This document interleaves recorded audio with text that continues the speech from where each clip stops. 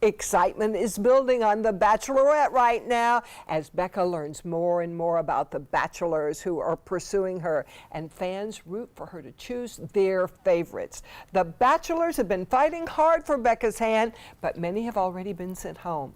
One of the men who didn't get a rose was St. Petersburg fitness coach Connor Obrochta, and he is here now to give us the dramatic details of what really went on behind the scenes. Absolutely. We couldn't do this, of course, without Kaylee. Kaylee Green is the expert on The Bachelorette. She knows every detail. I watch every episode, and I'm not gonna lie, I'm kind of fangirling right now. We've actually felt bad because Kaylee doesn't often have a lot of people around here to talk about the show with, so you are the perfect person. He knows the most. Sure. Exactly. So, I mean, let's just kick it off with what was the atmosphere of the first night, like stepping out of that limo. What were the thoughts that were running through your head? So, I mean, the whole process was something I've never experienced, and you know, leading up to that moment of stepping out of limo and meeting Becca for the first time, it was a lot was going through my head. You know, I didn't know. I was going through what I was going to say, what I was going to do, and finally we pull up. I was with 4 other guys, and we're just talking about, you know, everyone's entrance, and the limo finally stops. They go about who's going first, who's going second, and finally, when it was my turn, got out of the limo, saw Becca there standing beautifully in her whole dress and everything, and you know, I kind of panicked. I kind of blacked out, so to speak. I can imagine yeah, that. it was crazy. But walking up to her, finally watching it back on this season, I guess I nailed my lines and did everything. You have no recollection of it? Nothing. Yeah, and so. Is there camaraderie amongst the guys until a certain point? Like, you know, are you all kind of in it together until? Yeah, it's a weird dynamic, you know. Walking into the mansion after meeting Becca, everybody's just trying to be really friendly and get to know each other. And so once kind of the weeks go by and guys start dropping off, it does become serious. You start to build relationships with not only guys, but with Becca, and you start to have feelings with her. And so, you know, you get upset when other people get a rose or that one-on-one time or just time with her in general. And so it definitely changes. Why did you do this? Were you really looking for a wife? It looks to me like you can walk in any room in the city and you can find one.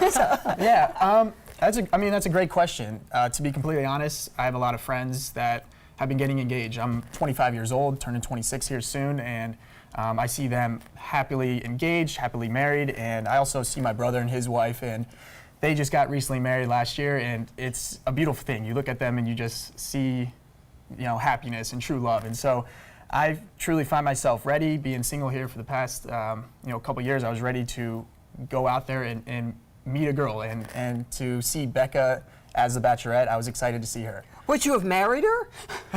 When it all comes down to it, yeah. she's everything that, you know, I was looking for. She was confident, she was sexy, she had the knowledge and the power, and she was just a confident woman, you know, and I was looking forward to that. And she was also very funny, witty, and that was right up my alley. I was ready to see if, you know, I could take the next step with her. But did you feel like you had enough time to get to know her? Because, I mean, you only have an allotted amount of time to see her like at the cocktail parties. Did you see her for like the 2 minutes that we saw you with her on screen and that was it? Or did you get to talk to her at other points in the night? Yeah, so there's a lot of limited time you get with Becca, and, you know, being with however many guys at the time, it was difficult to find that opportunity on the group dates or find that opportunity in the cocktail party hours and stuff. So it was very limited, but, you know, you had to make the best of it, and you had to kind of open yourself up, open your heart up, and show the true emotions of how you're feeling, and let there be complete transparency so that she could really see who you were and where you're coming from and what you're here for. Yeah. I hate to be a skeptic,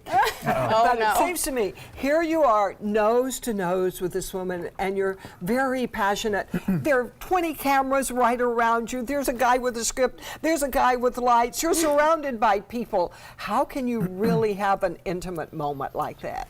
And that's a great thing to say, because it was difficult, and like I said, walking out of the limo and having all the cameras on you and having people around you. Especially if you're not used to it. Exactly. You know, never. Right, and even if you were, I do some modeling here and there, but you can't really be used to that. You never really Right. can be in that same situation. But you know, like I said, you had to just cancel everything out and show truly the genuine side of who you are and open up. And if you couldn't, then she's going to see that and she's not going to build that relationship with you. Now, Candace had a great question earlier. That is my question, too.